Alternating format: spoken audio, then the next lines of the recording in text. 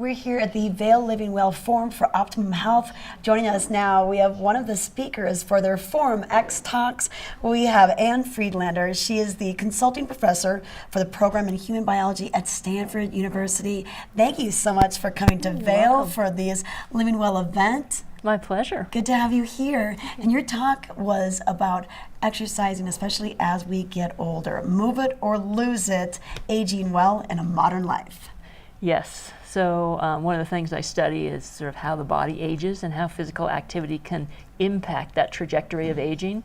And so there's a lot of things that people know about that, especially here in this community of Vail where people are generally pretty active. But there's a lot of information behind the scenes that really shows how powerful physical activity is in moving us forward with healthy aging.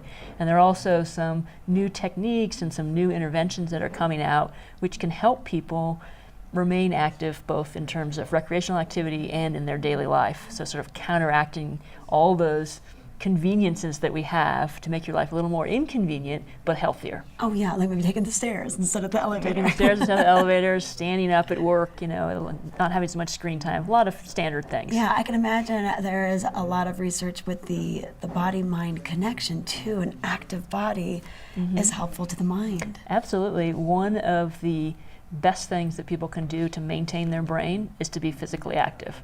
So when I was at Stanford at the Center on Longevity, and we had this big conference where all of these brain researchers came in and they were trying to evaluate brain games and whether they worked or not, and no one could really decide on that element, but the one thing they all agreed on was the best thing you could do is to go out for a walk for 30 minutes instead of playing that game. So really powerful connections in that area. But what about maybe that fable, that fallacy that once I'm getting older, I better slow it down. I better not wear out these knees. What do you say to that argument? Yeah, there are certain things that no matter how much you exercise, you won't be able to do. So the recovery time is longer, so you need more time between workouts. When you get injured, it takes longer to heal. Those things are hard to change.